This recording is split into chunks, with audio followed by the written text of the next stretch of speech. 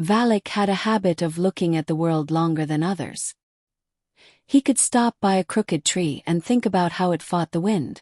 He could cry at a song that someone was just listening to in the background. He could be silent for hours after someone carelessly said, "You're just too sensitive." This too much became a shadow that followed him. In childhood, when he couldn't watch his mother cry and hid under the blanket because his heart was pounding. In school, when he was teased for not being able to laugh at harsh jokes. In adolescence, when he wrote poems but didn't show them to anyone because he was afraid they would say, "This is somehow strange." He came to the United States as an adult, but with the same habit of hiding. Hiding tears when someone was talking about loss. Hiding anxiety when the room was too loud. Hiding tenderness, because it didn't fit into the image of a normal man. He worked in a coffee shop where every day was like a performance. A smile, politeness, a light joke. All of this was part of the role. But sometimes, when a customer rudely threw a cup or someone shouted at the barista, Valak felt something inside him tighten. And he couldn't just let go, as others would say. He carried it inside him, like a stone, as proof that he had exaggerated again. Once he heard a colleague say about him, "Valak is cool, but a little emotional." And that "but" was like a slap in the face. As if emotionality was a flaw that needed to be hidden. He didn't answer. He just smiled and went to wash the cups. But in his soul, silence again. The kind that comes after you're not accepted. He started writing at night. Not for anyone, for himself. He wrote about how hard it is to be someone who feels more deeply. About wanting to embrace the world, but the world saying, "No, it's uncomfortable." He wrote about how his heart wasn't weak, it was just open. Sometimes he thought, what if he were different? Less sensitive. Less vulnerable. Maybe then it would be easier. Maybe then he wouldn't be called weird. But something inside him wouldn't let him change. Because this sensitivity isn't just a trait. It's his way of loving. His way of seeing. His way of being. He remembered how his grandmother had said to him as a child, "You're like water, quiet but deep." And those words were like a blessing. Like permission to be yourself. But over the years they got lost among other voices. Those that said, "You're exaggerating." One evening he sat on his balcony, looking at the city lights, and thought, what if he didn't hide anymore? What if he said, "Yes, I'm sensitive. And there's no shame in that." But the thought remained a thought. Because the fear is even stronger. The fear of not being the same again. And yet something began to change. Slowly. Like the dawn that doesn't scream, but simply comes. Silence did not come immediately. It was like slow water grinding a stone. First, it was just a pause when someone laughed at something that was painful for Valak. Then, a smile when he wanted to cry. And then, a whole life where he learned not to talk about the main thing. He remembers the first time he decided to remain silent. It was at school, when a classmate tore up his drawing and said, "You look like a girl, only girls draw like that." Valak wanted to answer, wanted to say that it was not about gender but about the soul. But something stopped him. And he simply silently collected the scraps of paper. From that day on, silence became his armor. Not because he had no words, but because words did not save. They only opened wounds. And he learned to hide his reactions, like letters that you never send. In the USA, this silence became a skill. He could listen to someone talk about a loss and not show his heart was breaking. He could see someone put someone down and not intervene because, "It's none of my business." He could panic on the subway when there were too many people around and just stand there like a rock. He learned to say, "It's okay," even when inside it wasn't. He learned to smile when he wanted to scream. He learned to be comfortable. Not because it was easy but because it was safer. But that silence came at a price. His body began to speak for him. Insomnia. Tension in his shoulders. A heart that was beating too fast. And worst of all, the feeling that he was disappearing. Not physically but emotionally. Like a shadow that is there but no one notices. One day he was sitting in a coffee shop after his shift, looking at his hands and thinking, "I don't know who I am anymore." Because when you are silent for a long time, you start to lose yourself. You start to live not as you are but as others expect. He wrote in a notebook, "I learned to be silent because the world does not like those who talk about pain. I learned to be silent because every word I say is like a challenge. I learned to be silent because it is the only way to stay close. But I am tired of being close if I am not there." He did not show these lines to anyone. They were like a confession, and at the same time like a scream that no one hears. He began to notice that silence had become not just a reaction. It had become a habit. Even when someone asked, "Are you okay?" he answered automatically, "Yes." And this answer was like a castle that kept him inside. But something inside him was starting to crack. Like ice in spring. Like a wall that can no longer hold. And although he was still silent, he was no longer so confident. Already with doubt. Already with the question, what if I told the truth? The truth that he was tired of being strong. The truth that he wanted to be heard. The truth that silence is not peace, but loneliness. And although he had not yet spoken, he had already thought about it. And a thought is the first step. He learned to play a role. Not on stage but in life. The role of someone who doesn't care. Someone who doesn't care. Someone who doesn't react. And this role became so familiar that sometimes he himself believed in it. Scene 1: a coffee shop. A customer throws a cup, indignantly shouts that the coffee is not that good. Valak smiles, apologizes, offers a new one. Inside, anger, resentment, pain. But outside come. Because indifference is armor. It's what allows you to stay at work, not break down. Scene 2: a call from home. Mom says, "You're an adult now, it's time to be like everyone else. Buy a car. Lose weight. Be a man." Valak says, "Okay, I'll think about it." But he doesn't think. He just hangs up and sits in silence for a long time. Because every word is like a knife. And he doesn't want to show that it hurts. Because indifference is a way not to lose yourself. Scene 3: a party. Someone makes fun of the way he speaks.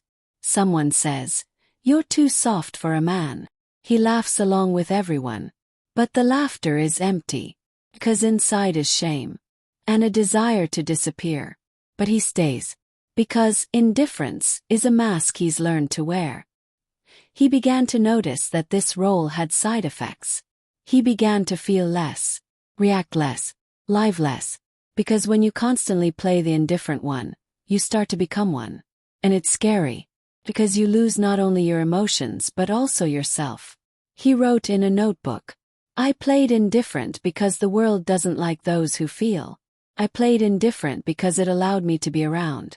I played indifferent because otherwise they wouldn't have been able to stand me. But I can't stand myself anymore." These lines were like a confession. Like an attempt to come back. Because he began to understand. Indifference is not strength. It's an escape. It's a way of not being yourself. One day he saw a little boy crying on the street.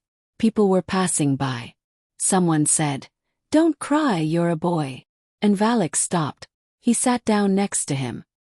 He said, "Are you hurt? It's normal." And the boy stopped crying. He just looked at him. As if at someone who understood. This moment was like a crack in the role. Like the first step towards himself. Because he wasn't acting. He was. And it was real. But the role hadn't disappeared yet. She lived in him as a habit, as a protection. And he knew. There were still many scenes ahead. But now with doubt. With a desire to take off the mask. With the hope that someone would see the real him. And not turn away. The body cannot lie. It remembers everything that the soul tries to forget. And when Valak hid his sensitivity for years, his body began to speak for him. First little things. Insomnia. Fatigue that doesn't go away even after a day off. Tension in his shoulders that doesn't relax either in his soul or in his sleep. And more. Panic attacks in the subway. A heart that suddenly starts beating like a runner's, even though he's just standing. And the scariest thing is the feeling that something inside is broken but no one sees it. He went to the doctors. They said, "You're fine. It's just stress. And he nodded. He smiled. He thanked me. But inside there was anger. Because how could he explain that it wasn't just stress? These were years of silence. Years of playing. Years when he hid himself. And his body couldn't take it anymore. He began to notice that his body reacted to everything. Rudeness makes your stomach clench. Injustice makes your hands go cold. Loneliness makes your back hurt. And it's no coincidence. It's a language he's ignored for a long time. One day he woke up and couldn't get up. He just lay there. Not from pain but from emptiness. It was as if his body said, "Enough. I won't move again until you stop." And he stopped. For the first time in a long time. He sat on the floor, leaning against the wall and thought, "I'm not weak. I'm just tired of being someone I'm not." And this thought was like the first drop of truth. Like the first step towards myself. He began to listen to his body. When his heart beat too fast, he asked himself, "What am I hiding right now?" When he couldn't sleep, he wrote. When his back hurt, he went for a walk, not to be productive, but to simply be. He wrote in a notebook, "My body is not an enemy. My body is my ally. Speaks when I am silent. It remembers when I forget. It screams when I smile."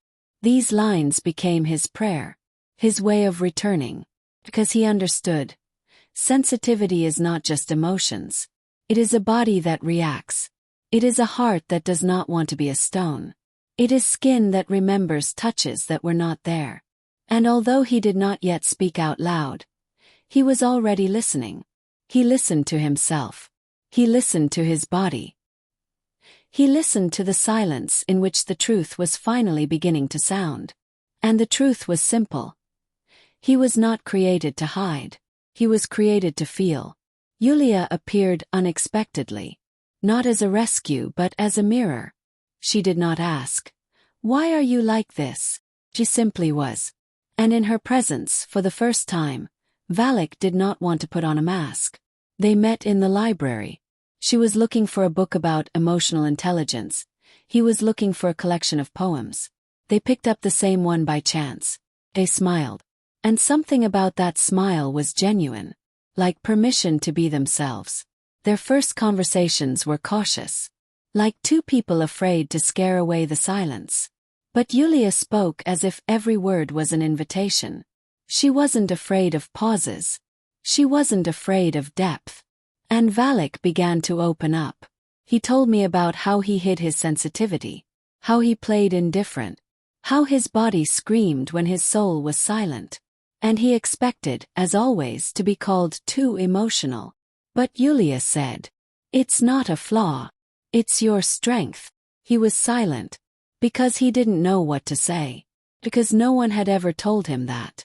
Because it was always, "You're exaggerating. You're too soft.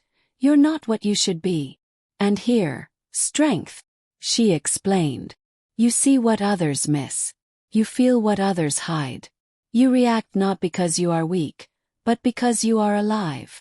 And these words were like light. Like warmth that penetrates the darkest corners. Like permission to be. Valak began to write for her.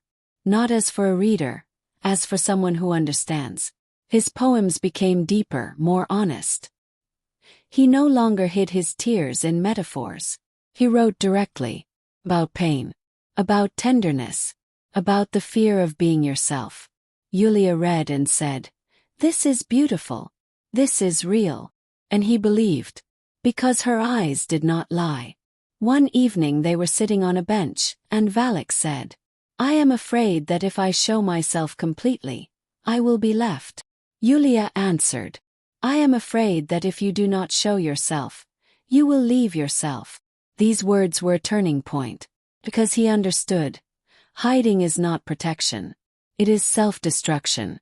And if he wants to live, he must be himself. He wrote in a notebook.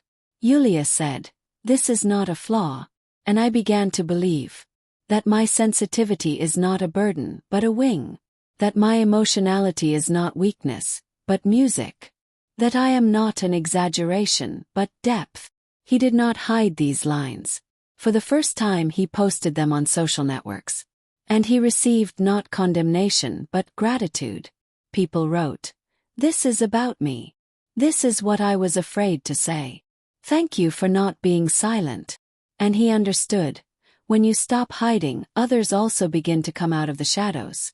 This was not the end. This was the beginning. The beginning of a life where sensitivity is not a burden, but a path.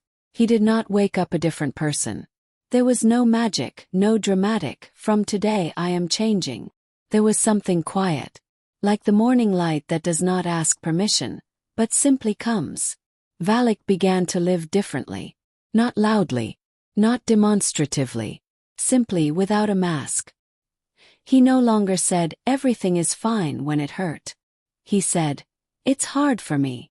And it did not scare. It was liberating. In the coffee shop, he no longer smiled automatically. If a customer was rude, he did not remain silent but calmly replied, "I don't like it when people talk to me like that." And it was not a conflict. It was a boundary. He began to write every day. Not only at night. Not only for himself. His texts became a part of his life. He published poems, thoughts, fragments from a notebook. And people read. They responded. They wrote, "I'm like that too." And he no longer felt strange. He felt needed. Yulia was there. Not as a savior but as a witness. She saw how he changed. How he stopped apologizing for his tears. How he talked about his fears. How he allowed himself to be gentle, even in a world that loves cruelty.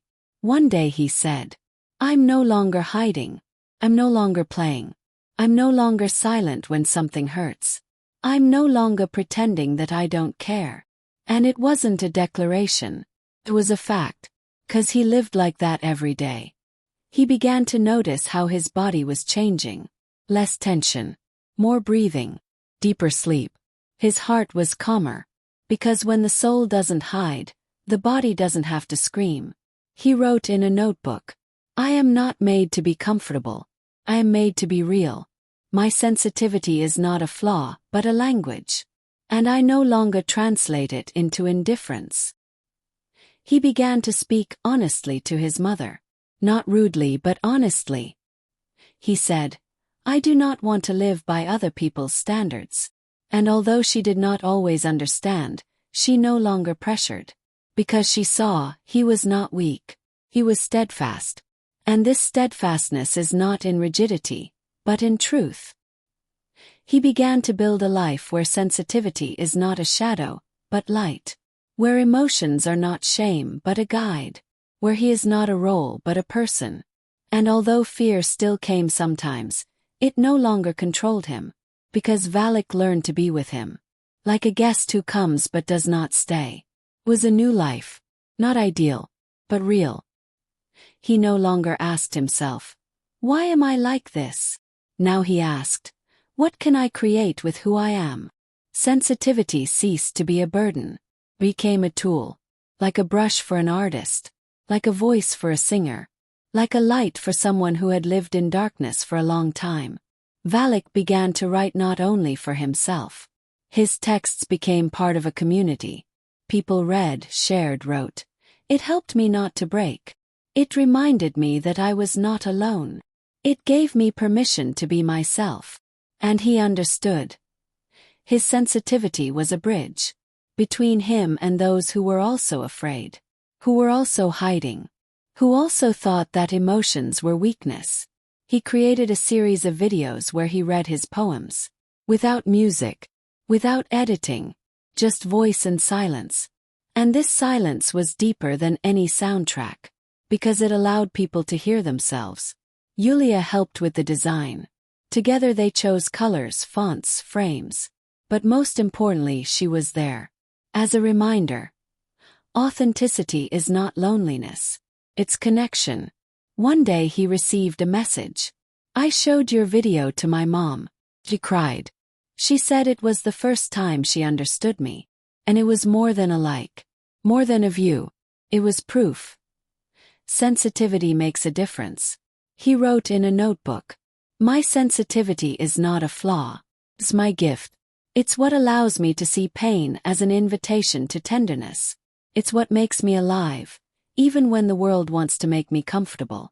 It's what allows me to love, not superficially but deeply. He no longer apologized for his tears. He no longer hid his anxiety. He no longer pretended to care, 'cause he did care, and that was his strength.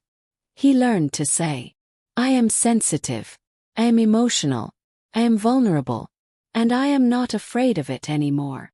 These words became his mantra, his protection, his freedom, and although the world did not change, he did. And that was enough, because when you accept yourself, you no longer depend on others to accept you. And then your sensitivity becomes not a shadow, but a light. Not a shame but a gift. Not a weakness but a way to love.